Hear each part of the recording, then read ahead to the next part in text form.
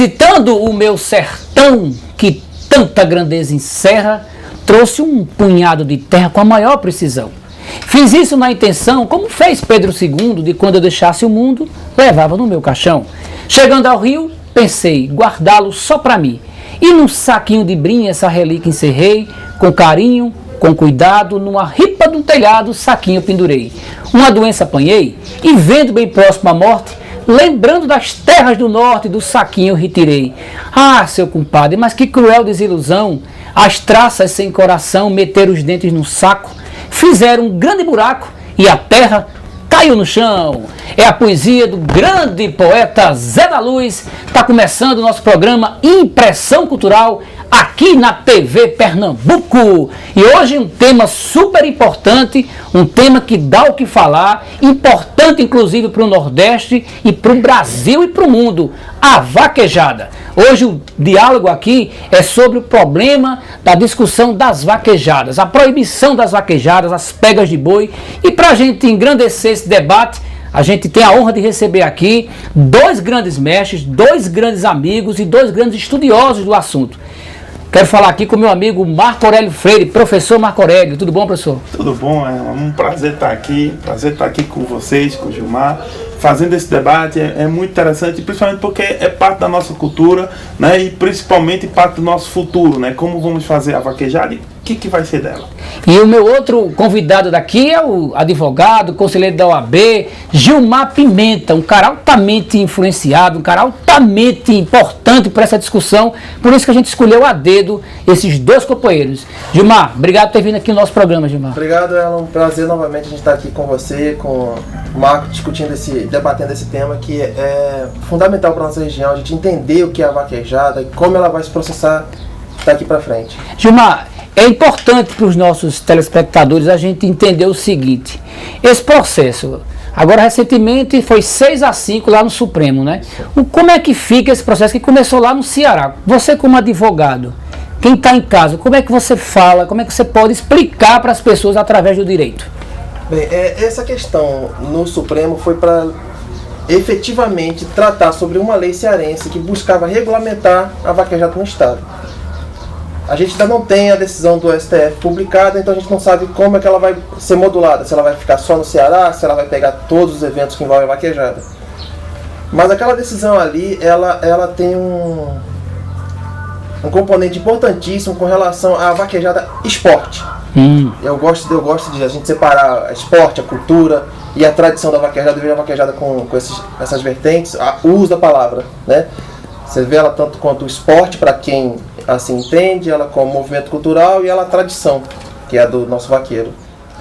Então ela tem um componente específico para o esporte, que é para evitar-se os maus tratos ao cavalo e principalmente ao boi, que é quem mais sofre. Então assim, ela é decisão importante na proteção animal. E vai ter que modificar a vaquejada enquanto arte, enquanto cultura, para se manter. Professor, esse debate, como é que a gente pode levar esse debate para a sala de aula, para as comunidades e principalmente para os apologistas da poesia, dos aboiadores, dos artistas, dos promoventes de vaquejada, desses encontros tão importantes no Nordeste?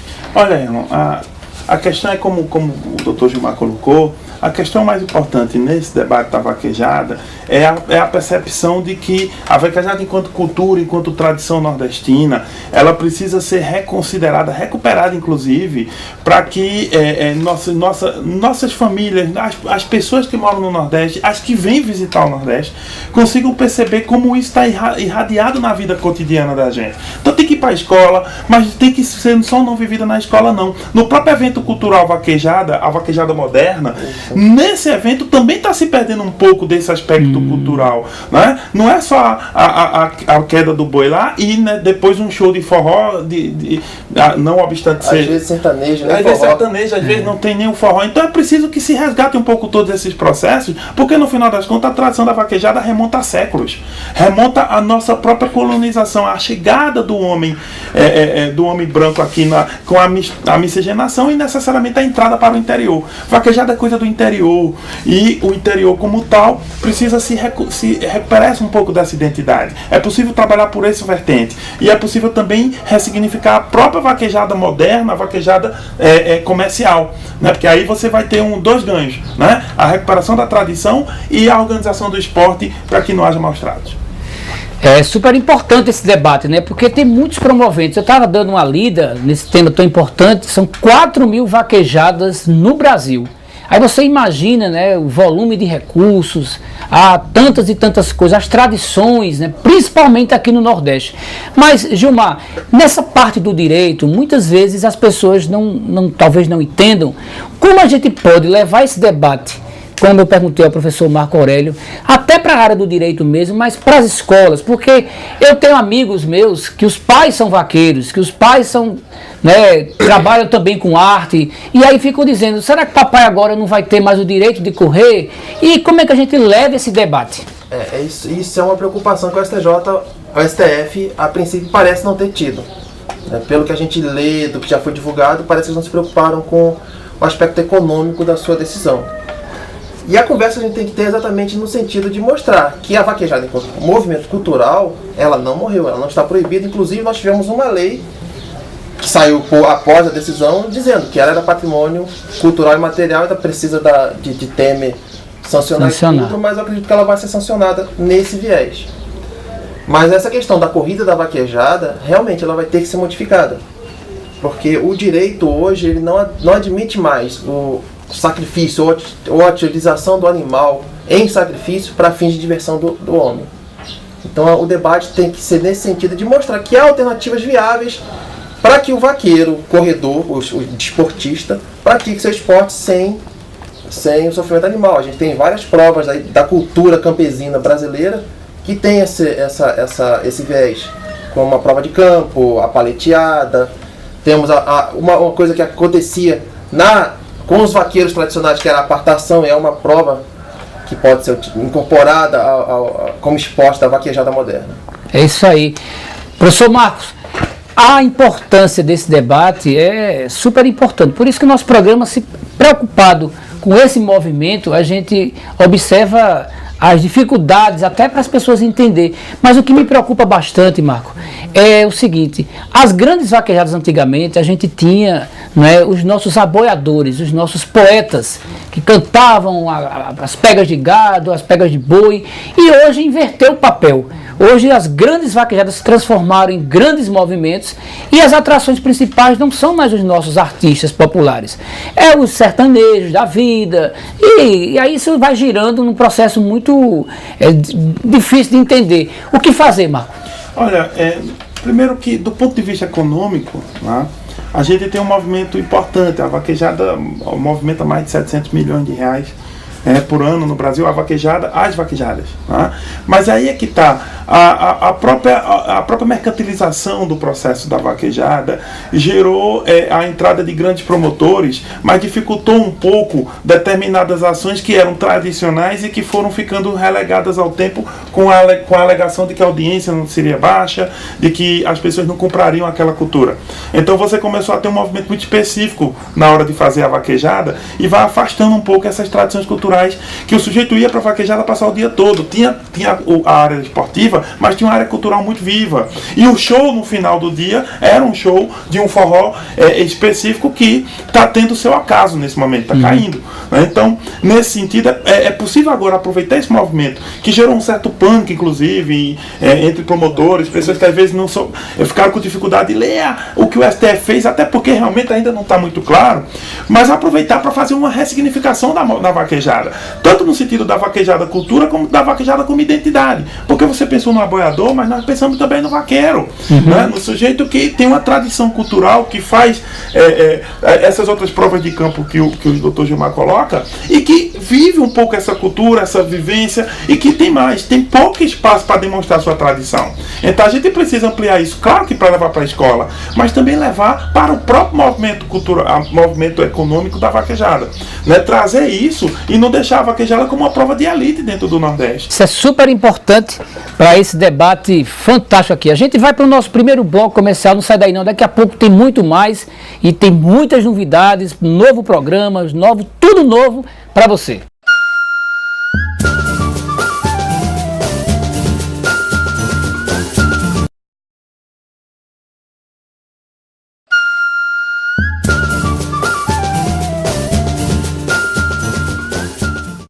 O vaqueiro do meu sertão, não despreze o seu gibão. Estamos voltando aqui o nosso programa Impressão Cultural aqui na TV Pernambuco. Programa hoje com um tema super importante, a proibição das vaquejadas e o que isso está acontecendo, esse efeito cascata, esse efeito dominó no país todo. Eu estou recebendo aqui, para você que ligou a TV agora, o professor Marco Aurélio Freire e o doutor advogado aqui, conselheiro da OAB em Caruaru, o meu amigo Gilmar Pimenta. Gilmar, a gente percebe o seguinte, que o vaqueiro nordestino, as suas indumentárias, tem o gibão, tem o chapéu, você vai aqui para as cidades do interior, um fabrica o chocalho, o outro, cada um tem uma contribuição para esse processo. Realmente, se essa vaquejada parar geral, como é que fica a economia, como é que fica essas pessoas que vivem exclusivamente da arte? Você tocou num ponto interessante. A arte em couro, ela vai sofrer um baque com a proibição total da vaquejada. Mas, ao mesmo tempo, essa lei, transformando ela em patrimônio material, vai forçar aos grandes eventos, eu pelo menos vejo assim, vai forçar os grandes eventos a trazer e resgatar a cultura. Então, com essa lei está sendo, no meu ver, de certa forma, benéfica para a cultura, inclusive a economia do couro. Então, assim, o que pode haver uma redução com a redução do esporte, até porque o esporte vaquejada, quem corre já não corre mais com gibão, já não corre mais com a perneira. Verdade. É uma blusinha e um boné do patrocinador, é a indumentária de quem está correndo ali. Mas com essa lei transformando a vaquejada em patrimônio material, eu vejo os eventos sendo obrigados para ocorrerem a patrocinar os eventos culturais, e com os eventos culturais a economia do couro ela se refortalece e couro, aço, estou citando mais o couro, mas o couro, aço, ela toda se revitaliza nesse sentido. É isso aí. Professor Marco Aurélio, essa discussão poderia ter sido evitada se tivesse aberto uma discussão muito mais ampla para as associações, para as pessoas que gostam de vaquejada, que cultuam. Poderia, antes de chegar nesse processo todo do Ceará até caindo por todo o Brasil, poderia ter sido evitado, Marco? Olha, a decisão do STF é uma decisão que levou em consideração a legislação do Ceará, né? Tanto que o entendimento em geral é que o que está proibido é proibido no Ceará, o entendimento mais ou menos do Ministério Público em todos os, e do Judiciário também no resto do país. Mas por quê? Porque o Ceará regulamentou a prática desportiva e não falou na questão cultural, né? Falou muito mais da lei, regulamenta a prática desportiva, e foi sobre isso que o STF resolveu decidir. E aí na discussão entre a prática desportiva, entre o esporte e a questão do meio ambiente, obviamente o meio ambiente aqui como questão dos animais e tal especificamente, é óbvio que levou-se em consideração a questão dos animais com mais força. Mas o detalhe é que é uma discussão que apesar de ter ocorrido do jeito que ocorreu, ela criou um movimento muito benéfico. Primeiro, o despertar de uma consciência da discussão sobre animais, né, de como nós tratamos os animais em várias searas da nossa existência, como é que eles nos servem e o que queremos fazer com eles. E também, do outro lado, esse resgate desse aspecto cultural da vaquejada, que talvez aqui seja um ponto mais importante, porque estava havendo uma espécie de descaracterização, né, da vida do vaqueiro, dessa questão dessa economia do couro e do aço. Pega a cidade como Cachoeirinha, que nos assiste agora, e que tem uma economia extremamente forte, né, vinculada a esse setor, mas que, por exemplo, é uma economia que vem caindo. Por quê? Porque como a gente está observando, a tradição cultural e seus movimentos de tradição, o aboio, o vaqueiro tradicional, o trabalhar no campo com essa... Veja, até os animais estão sendo substituídos no campo, por exemplo, o jumentinho, pela moto. Né? Então o que é que você tem? Você começa a ter movimentos diferenciados. A tradição precisa se manter, ao mesmo tempo precisa conversar com essa modernidade, as tecnologias. Talvez agora, a partir de todo esse imbróglio que se criou, é possível que o movimento cultural renasça e aí sim traga esse aspecto do patrimônio material, traga o aspecto da tradição, sem engessar. Né? E aí sim a gente tem uma ponta de futuro. Claro, e tem mais, compreendendo a discussão dos animais, porque os animais nesse fator, o vaqueiro sem o animal não é o vaqueiro. Isso é super importante, gente. O processo de levar essa discussão, como a gente está fazendo aqui, é porque diariamente a gente, parado nas ruas, as pessoas mandam mensagens, mandam e-mails, perguntando quando é que a gente vai fazer um programa, fazendo um debate claro, objetivo como esse. Por isso que a gente está trazendo aqui o professor Marco Aurélio e o nosso advogado, o doutor Gilmar Pimenta, para trazer e tirar suas dúvidas aqui no nosso programa Impressão Cultural. Gilmar, tem uma preocupação de vários internautas, de muita gente que se comunica com a gente, e principalmente aqui no nosso programa, que é a importância de manter viva os grandes eventos no Nordeste. Porque com esse processo, algumas vaquejadas, alguns eventos já foram, né, ia acontecer, não aconteceu. E o que vai acontecer na sua área, que é a área, principalmente nessa área jurídica? Por exemplo, eu tenho uma vaquejada que é todo mês de setembro, já é tradicional na minha região. Se isso vai acontecer ou não vai? Como é que fica o direito aí? Bem, o STF, a falta da publicação da decisão dele está complicando isso. Na Paraíba agora nós tivemos 2 eventos cancelados. O de Caruaru ocorreu esse final de semana. Então assim, a gente está no limbo jurídico, por assim dizer. A defesa do animal, assim, e eu preciso deixar claro aqui, as pessoas que buscam a defesa do animal, eles não querem acabar com a vaquejada. Eles querem que o esporte não tenha maus tratos. Então assim, no momento, é por isso que eu sou um defensor de que se modifique a forma como o esporte vai acontecer. Porque no momento que modificar o esporte, pode ter evento de trilhões de dólares aí que a galera vai estar... Inclusive, quem não iria à vaquejada vai prestigiar, atraído, né? Porque não vai estar tendo o sacrifício do cavalo e do boi. Então, assim, e é como o colega disse, essa movimentação toda vai permitir que a cultura cresça. Então, a melhor coisa para a vaquejada tradicional hoje, a meu ver, foi a proibição do STF. Por incrível que pareça, porque a gente está tendo uma discussão para resgatar a cultura do vaqueiro, para resgatar o aboio, a musicalidade tradicional do vaqueiro, a vestimenta, as indumentárias, para o evento da vaquejada moderna, que tinha abandonado isso. Então eu não vejo como os grandes eventos acabarem. Agora a prova de destreza, como eles gostam os vaqueiros gostam de chamar, de destreza com a derrubada do boi, isso vai ter que ser modificada e eu entendo que isso vai ser prego batido e ponta virada no STF. Pode chegar 1000 ações lá e as 1000 vão ser decididas do mesmo jeito. Isso aí, tá gostando do debate? Sai daí não, tem um último bloco, vai ser muito legal, a gente vai tirar agora todas as dúvidas de você. Sai daí não, daqui a pouco a gente volta.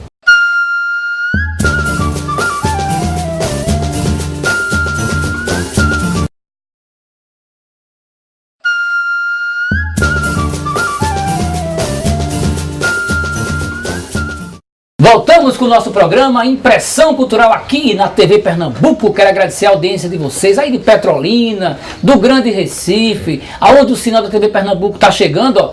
Leva o abraço bem apertado da cultura popular aqui no nosso programa Impressão Cultural. Hoje um programa super importante falando sobre as vaquejadas, a proibição das festas de vaquejada. E eu estou aqui com 2 grandes amigos, 2 grandes professores, estudiosos do assunto, professor Marco Aurélio Freire e o professor também, advogado Gilmar Pimenta. A discussão, ó, tá ficando boa, tá ficando cada vez melhor.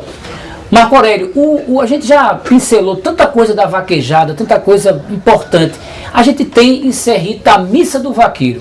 A Missa do Vaqueiro, que é super importante, que todo aquele processo de Missa do Vaqueiro, a gente tem a influência muito forte, inclusive, do nosso amigo Janduí Finizola, que fez todo aquele processo da Missa do Vaqueiro, entregou na mão do Quinteto Violado, que gravou, que depois o mestre Luiz Gonzaga gravou um disco, um LP duplo, só sobre a Missa do Vaqueiro. Como é que fica esse pessoal de lá, Marco? Olha, no primeiro momento a decisão causou um certo uma certa dificuldade, quase um pânico mesmo, com relação à ideia de que iam proibir tudo, proibir a vaquejada. Então, todos os movimentos culturais agregados à ideia de vaquejada sentiram fortemente o barco. Né? E nesse primeiro momento criou-se a ideia de que, olha, então os defensores dos animais ou algo assim, ou o povo de outras regiões é contra o Nordeste. Bem, eu acho que isso tem que se desfazer. Com o tempo, quando a poeira baixa um pouco e quando a gente começa a entender o que houve, apesar do STF não ter escrito a decisão, é o acórdão, né, como se diz, a gente começa a ver que os movimentos começaram a se ressignificar. E aí você observe, por exemplo, a missa do vaqueiro como uma componente fundamental nesse esforço, né, de lidar com duas coisas, porque no Nordeste brasileiro tem uma coisa que é muito bacana. A relação homem-animal é uma relação quase sagrada. É verdade, é verdade. A relação homem-animal aqui no nosso Nordeste, né, a nossa relação com os bichos, com a natureza, porque todo mundo aqui, ainda que tenha nascido nas cidades, tem o pai que veio do sítio, tem uma mãe que tem uma tradição rural, o avô tinha uma fazendinha, um sítio, trabalhava para alguém. Então, essa relação, a missa do vaqueiro, ela preserva isso. Né? Ela cria essa densidade entre o homem urbano, que vem assistir aquele evento, e o homem real, o homem vaqueiro tradicional. E ela, eu acho que é o grande elo de ligação. Então, eu acho que isso pode ser fortalecido. Né? Essa discussão sobre a vaquejada acaba permitindo a gente discutir o Nordeste, discutir a cultura e não engessar nossa tradição. Não é que ela tem que ser daquele modo uma fotografia do passado, mas principalmente um ressignificar para o futuro. Né? A gente não tem que modificar a cultura só pelas decisões dos outros, mas principalmente porque a gente pode adequá-la sem perdê-la ao século XXI. Ô Gilmar, existe a Associação Brasileira de Vaquejadas, né? Isso, a ABVAC. A ABVAC. Aí eu estava dando uma lida que eles também, inclusive, eles colocaram algumas mudanças, que o rabo tinha que ser um rabo de borracha, as esporas para o cavalo de plástico para não machucar o animal. É por aí, Gilmar? A ABVAC, assim, eu tenho que parabenizar eles. Os produtores animais até vão ficar com raiva de mim agora, mas eles buscam realmente, para a vaquejada moderna, a minimização do sofrimento do animal. Mas é a minimização. Então, assim, o sofrimento ainda existe. Uhum. As regras deles são bem protetivas, o enluvamento da cauda. Eles agora estão com uma regra que todo o pátio vai ter que ser protegido para que o animal não tenha contato com o ferro diretamente. Então, assim, eles buscam a minimização do sofrimento. Mas no nosso caminhar enquanto humanidade, isso não é mais tolerado. Nós não podemos mais tolerar uma carroça de cavalo andando no meio da cidade, não porque está andando no meio da cidade, é porque o animal está em sofrimento andando no asfalto quente. Além de tudo, ainda está apanhando, né? Isso. Então, assim, a nossa evolução enquanto humanidade não tolera mais o sofrimento animal para fins de diversão, sobretudo para fins de diversão do homem. Não tolera para o trabalho, quanto mais para a diversão. Então, apesar de toda a movimentação da ABVAC protetiva, ela ainda permite sofrimento. Então, vai ter que haver essas modificações.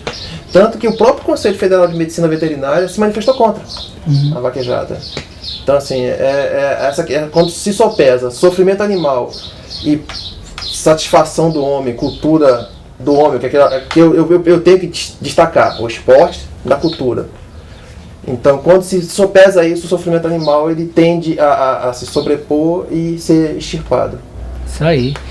Legal, né? Professor Marcos, recentemente a gente viu, leu, assistiu que houve uma mobilização muito grande dos promoventes de vaquejada, dos vaqueiros, das pessoas que cultuam a arte e foram até Brasília, né? Acamparam ali, foi foto, mas a essência dessa ida para eles, você acha que surtiu efeito, professor? Olha, não deixa de ser uma coisa importante. Se você observar o seguinte aspecto político, o Senado brasileiro é uma casa dos estados e não do povo, então é por isso que a representação do Senado é igual. E Pernambuco é forte lá Pernambuco dentro, é forte. Você vê que somos 26 estados mais o Distrito Federal e são 81 senadores, ou seja, 3 para cada estado e o Distrito Federal. Ou seja, é igualitário.